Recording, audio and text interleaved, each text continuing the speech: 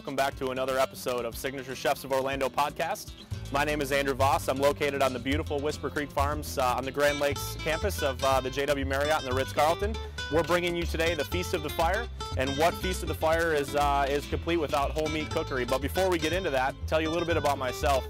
I'm the executive sous chef on property here. I have 104 amazing culinarians that work on our team. My responsibilities are to oversee the day-to-day operations in conjunction with my executive chef. A little bit about my background. Before this previous position, I was the executive chef at the JW Marriott in Grand Rapids, Michigan. A little bit warmer down here, weather's a little bit nicer, and I also did my studies up in Michigan as well and spent a little time over in Europe post-culinary school. So with that all being said, I firmly believe in the processes of whole meat cookery and total utilization of animals, so that's what we are going to be focusing on today. And what better way to cook that particular animal than over some oak fires. So before we get into all that, I want to talk a little bit about this beautiful lamb that we have here in front of us. So this lamb was actually butchered fresh yesterday morning.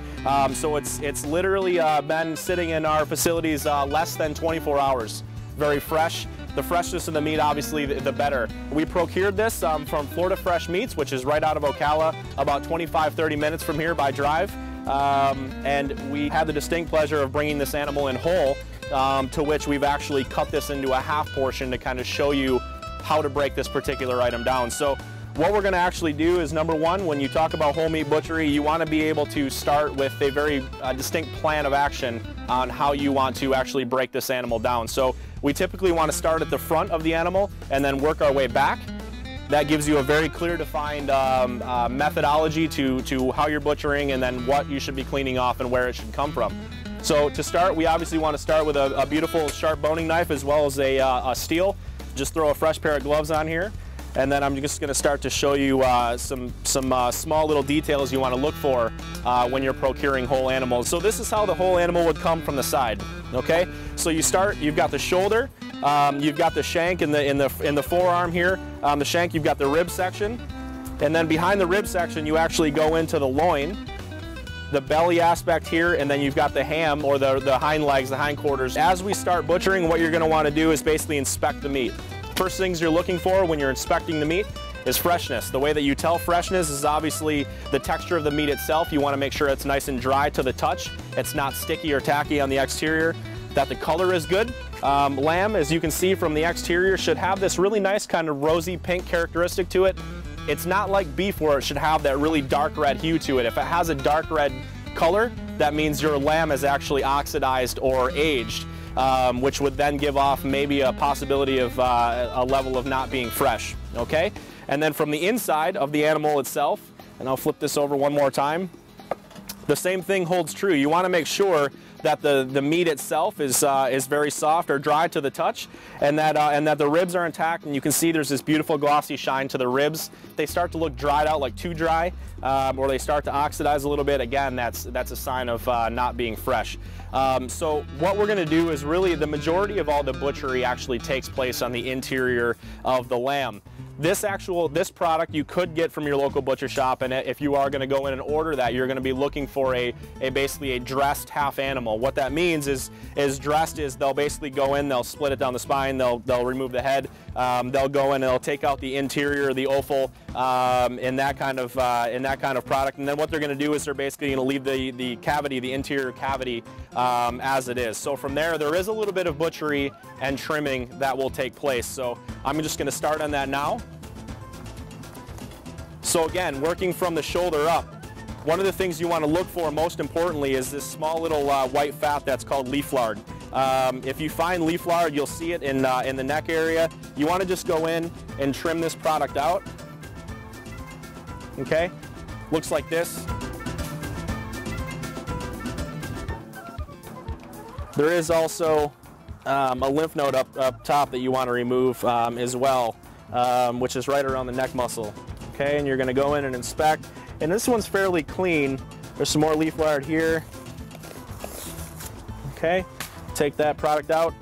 Now, when we've kind of inspected and see that we've got the majority of leaf lard around the neck section as well, what you want to do is then, we're working on the outside skirt steak. The outside skirt is actually this muscle here. You can see it's kind of a flap cavity. So what's going to happen when you cook this, if you don't actually remove this, is this product, and you can see there's a lot of sinew here, so it's going to get very tough.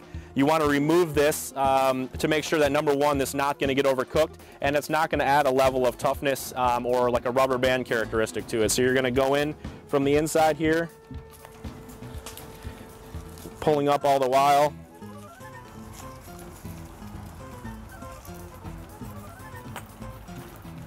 Okay, and you're going to remove that right out. Such as so. So if you wanted to go through the motions and actually butcher this out, you could. If you were getting, if you were butchering whole pork, the muscle products are fairly much the same, and actually this outside skirt steak on a whole pig is actually quite delicious. But for this purpose, we're actually going to just discard that, and then again, continuing to work our way back, clean out some of this leaf lard. And then you can see here this belly. This belly you can almost see through, it's so thin. So what I tend to recommend is, again, same thing, you just kind of go through and square this off. You don't want to go too far in the belly cavity, but this is product that, again, once it overcooks, it's going to get a little tough. So again, working our way back, and we're almost there on this. Just a couple more spots.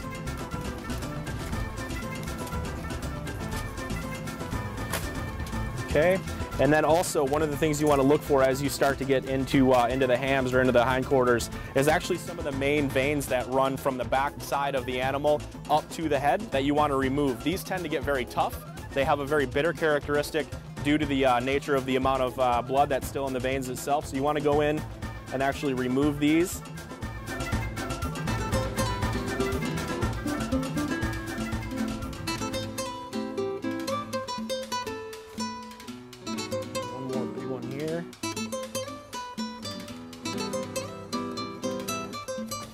Okay, and then one more time, we'll inspect here. We look really good. And now the tail, you can certainly remove the tail. I would recommend, what you want to do is the tail, you'll be able to feel on the tail that it goes down into the spinal cavity, and then it stops right about here, and then you can feel the individual bones from there that work their way out. There's about 5 or 6 of them. So what you want to actually do is go in, and at that 5th bone joint, right where it starts to bend,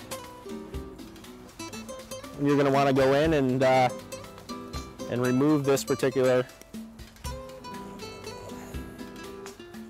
working around. Let me grab my bigger knife here.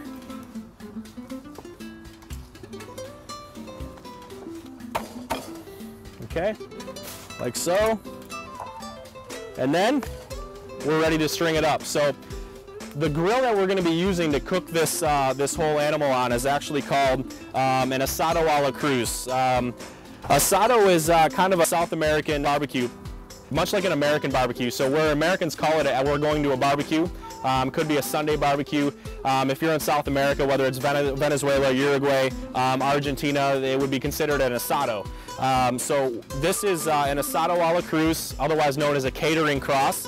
And as you can see, Chef Brown here is giving me some assistance. And this is a great project to do with 2 people because, again, what better way to have a nice Sunday spent with friends, drinking beer and cooking whole animals, but then to have them assist with the process as well. So how you want to position these bars on your catering cross is you really want to go in and look at the animal in 3 different sections. You've got the shoulders, which you want to make sure are intact. You've got the belly region with the spine that you want to make sure is intact, and then of course you have the ham or the hind legs that you want to make sure there is intact as well. The way that we secure this, you basically will go through and you'll position these bars accordingly. I would start with the top, and you're going to want to lock that one in, and then from there, as you continue to string this, you're actually going to be stretching this animal. So I would recommend not securing the back too, because as we string this up in the front, we actually want to pull the animal as tight as possible to make sure that it's not drooping in the cooking process. Okay, so what we want to do as well is we're going to position, and you can see on these crosses themselves, there's actually holes in the middle of the support bars.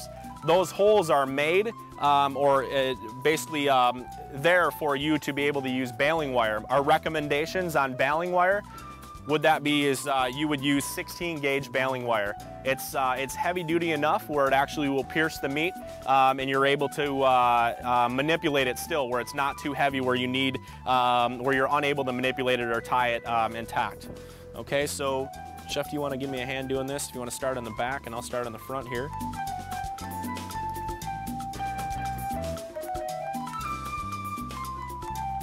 Now, when you're securing the front or hind legs, there's a main tendon that runs in the back. It's much the same tendons like the Achilles heel would be, that you want to make sure you're securing actually through that tendon and then around the bone.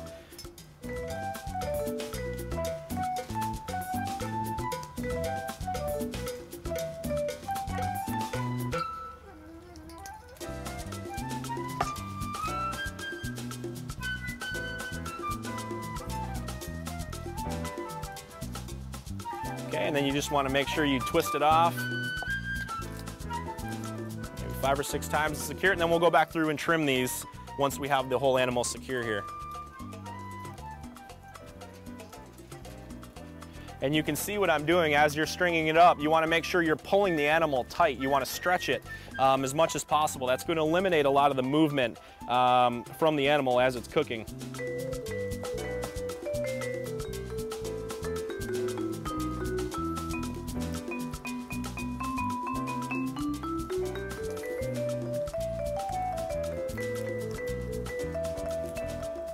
All right, so as we have this secure, then what you're gonna basically do is you're gonna take a pair of pliers and you're gonna go through and trim off the extra. My recommendation is then you would take the knot and basically twist that down so you know it's secure.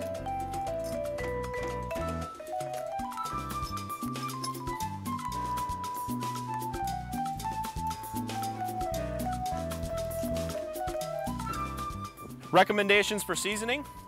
Classically, this would have a garlic, thyme, and salt spray that we would add on that's very traditional in Argentina. I'm going to show you how to make that here in a bit. If you wanted to go the route, our recommendation would be is that you use very simply kosher salt and pepper, no more. You don't need any extra rubs because all the flavor is going to come from the wood that you choose to cook on. So I'm going to bring this over to our fire. We've actually pre-built the fire over here on the catering cross setup. So as I come over here and build this, or excuse me, set this up, I'm going to explain a little bit about the fire and then we'll get back to the next section. So recommendations would be is that you start this with the body cavity side forward, okay? And as you can see, it's very suspended because that's we lock the top one in. Now as you're hanging the second one, what you want to do is basically take this bottom one and you want to stretch it down and pull it tight and then secure that. And then lastly, secure the center. Now what we want to do, pardon me, what we want to do is then we want to take and actually bend this towards the fire itself. The metal here is actually fairly pliable, so you want to bend it in. You want to make sure that you have about a 5-second variance, and what you're looking for is heat.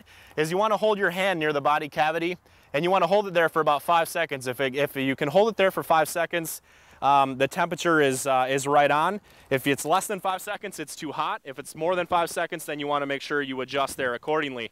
The fire itself, you want to make sure you're paying attention to wind patterns as well, and that the temperature is actually blowing into and not blowing away from the body cavity itself. Okay?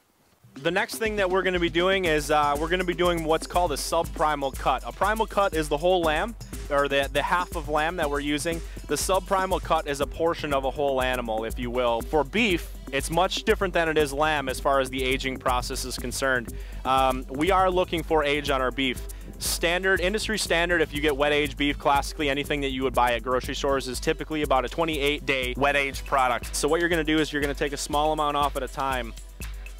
And you're basically just going to go through and work your way down.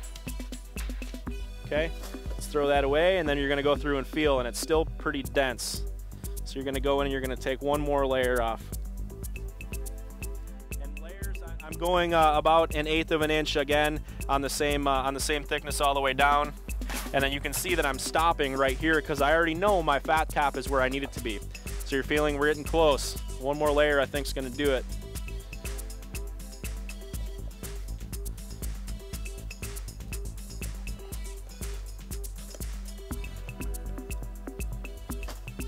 Yep, perfect.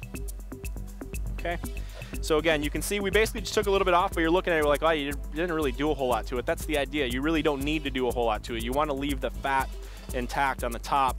And then in the bottom, you want to go basically through. And here you can see there is a pretty tremendous vein that actually runs along the backside here, or what they call the back strap.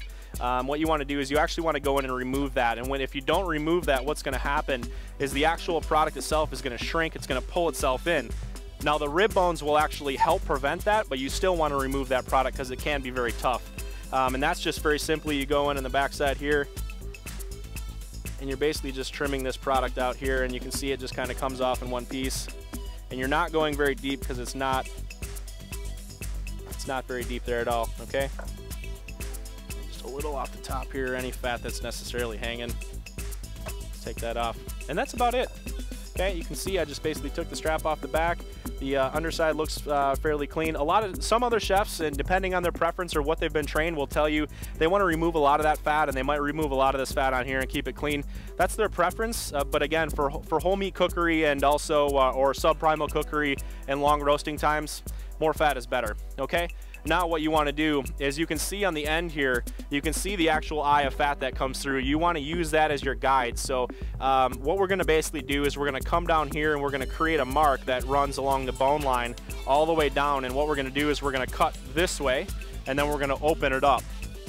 You just insert slowly and work your way back, okay? And as you can see, that initial cut, if you can get that in the shot, is I stopped about the same thickness that the top cap would be and that the bottom side would be. And the same thing goes if you go all the way through or you go too far, you're gonna have a really thin strip in the center when you open this up that's gonna be very thin. That's gonna cook a lot faster. So you wanna make sure you have the same thickness from top end here where you stop your knife cut, and then on the bottom here as well, okay? So you're gonna use that as your guide, and then you're basically gonna work your way back, keeping in mind all the while that you're looking for a very consistent thickness all the way through.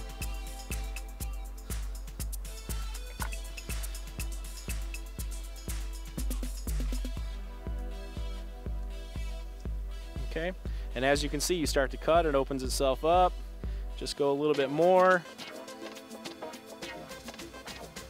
You can never uncut something, so I would suggest taking it slow, making sure you make nice and easy knife cuts, because if you go too far at one time, that's it. And for this particular cost of product, you want to make sure that you're getting exactly what you're looking for and you're not cutting too much. You want to make sure that you have enough support on this particular piece of meat. The reason is if you don't have a lot of those bones, or like with the whole lamb where you had the support of the tendons in the hindquarters or hind legs and forelegs and the front legs, those are really, really tough. But if you've got this meat, this beautiful succulent beef that once it starts to cook medium rare, the fat start to render, it can get a little pliable or malleable. So what you want to do is you make sure that you support this from end to end. If you were to have the fat cap, right, hanging on top, very heavy and dense, and the bottom half hanging on the bottom, what tends to happen is the top will rip and the beef will actually fall off. We know it's happened to us before, so you learn the hard way, right? So again, same process. You want to start by the top, secure the top one first, and then you've got your baling wire, the same wire that you used before.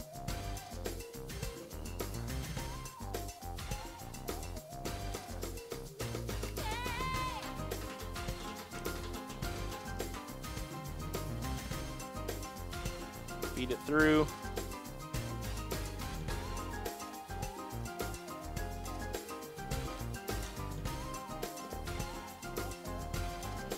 Yeah, and as you can see, Chef is doing if you have struggles pulling this product through the bones, you can use the pliers actually to help give you a little support there. Okay, stretch the product out.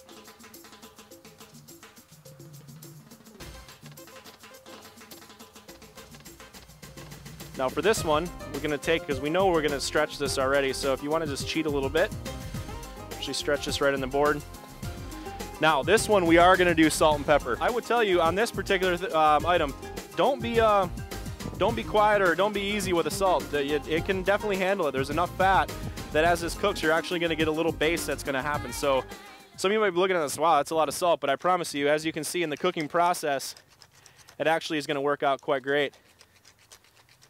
Some fresh cracked black pepper over the top. And classically, it would just be salt and pepper on a lot of these products. It really doesn't need it to be any more than that, and I think you'll kind of see as the product comes out, it gets this great caramelization to it. It really doesn't need a lot of extra rub. Okay, and that's about it. And then one more time, we're going to actually transfer it over to the fire here. We're going to start with the inside first. We'll bring this over. Set this on, and what you're going to want to do is actually move the lamb out of the way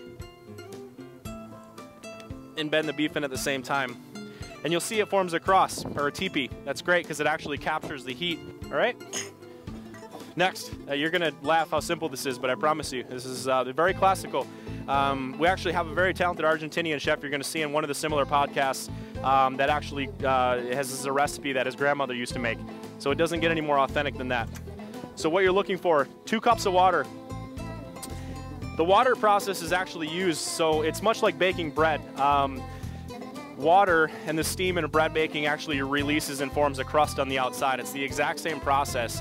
When the intensity of the heat hits with the water, it combines, it forms steam. The steam will actually release and start to create this great crust on the exterior. So that's really what you're looking for. 2 cups of water to start, 2 tablespoons of salt in the pot, 2 sprigs of thyme, which were actually just picked here right on property, and then 4 cloves of garlic. What I would definitely recommend for the garlic is that you maybe just give it a little hit with a knife here. Excuse me. Just to break some of the natural oils out of the garlic itself and add that in. And then the process is you're going to bring this up to a simmer. Once this gets to a simmer, you're going to cool it down, you're going to strain it, and then you're just going to transfer it to a squeeze bottle. And that's it. And then 30 minutes through the cooking process of the whole lamb, you actually want to be spritzing this quite religiously, because again, we didn't season the lamb itself, so it's important that we make sure that we have a good amount of saltiness on the outside. What I'm going to come back to next is I'm going to be actually taking the protein off of the catering crosses, showing you how to butcher it and present it properly for our grand feast. So thank you very much. I'll see you back here in a little bit. All right, now for the best part. The meat is done. The bone-in ribeye spent about an hour and a half over the heat. We rotated it every 35 to 40 minutes. No extra base, no extra sauce. We want to let the flavors of the meat speak for itself. So the way that we're going to take this off is pretty much the opposite of how we put it on. So we're going to start by snipping all of the wires. And we're basically just going to open this up, pull this off. And in the cooking process, what you want to do also is as you start to get closer to the meat being done, and our recommendation for a finished product would be about 120 degrees. It's going to rest an additional 5 to give it to about 125, which is a perfect medium rare. So when you temp the meat and you're at about 120 degrees, recommendations would be, is like we talked about when you actually lean the meat forward, bend the meat back so it's farther away from the fire, and that gives it the rest time that it needs. So when you go to carve this, it's not going to bleed out all over the table. We're about to cut the beef here. So much like we kind of butterflied this, what you're going to want to do is just slice this right down the center. Again, very sharp knife is key. And then you've got the beautiful top of the ribeye that we're going to let sit there for a second. And then you have these beautiful rib bones. Look at that. That's caramelization's gorgeous. A beautiful basted characteristic, and again, the fat rendered off, so it basted as it cooks. So recommendation for cutting these, plate these separate for some beautiful beef ribs. So, and again, you're going to want to use the ribs as your guide. So I would stay right along the right side of the rib and just cut through. Look at that. That's gorgeous, right? It's fantastic. So cooked perfect. So you want to just continue to cut through using the ribs as your guide. I'm getting hungry just looking at this.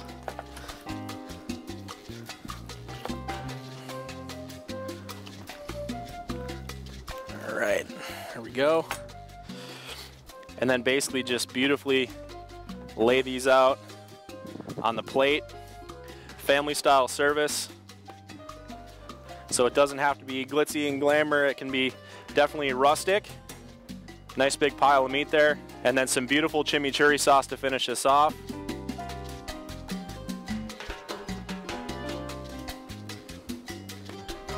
Oh yeah.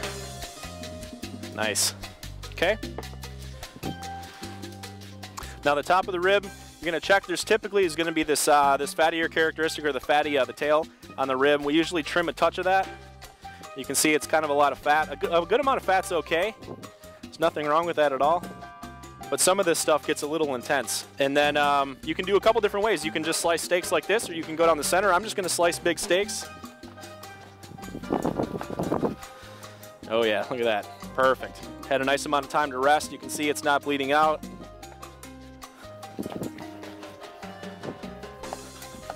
And one more.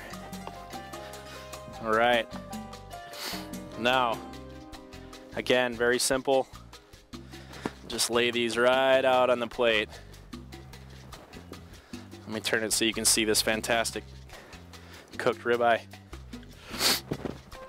All right. Gorgeous, right? And then one final one. And you can see one bone-in ribeye, if you were to cut this down the center, is going to feed a lot of people. I mean, these are 1-inch thick steaks. I mean, this is definitely a lot of meat here. And then again, some chimichurri right over the top. Don't be scared of the chimichurri, great flavor.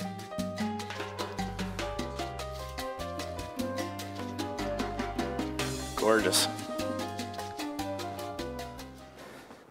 All right, now recommendations for this. You could remove the ham on this. You could cut the ribs. You can go after the shoulders and break the shoulders down. My suggestion would be is serve it like this. Why not, right? So you got an amazing whole animal feast.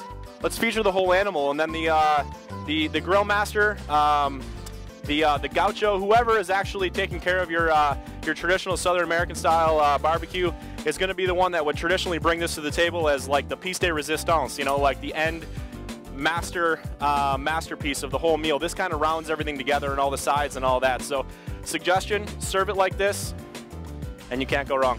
Enjoy. Thank you so much for watching Signature Chefs of Orlando. We appreciate it, and I know it's from our chefs in our house to yours. Enjoy your feast.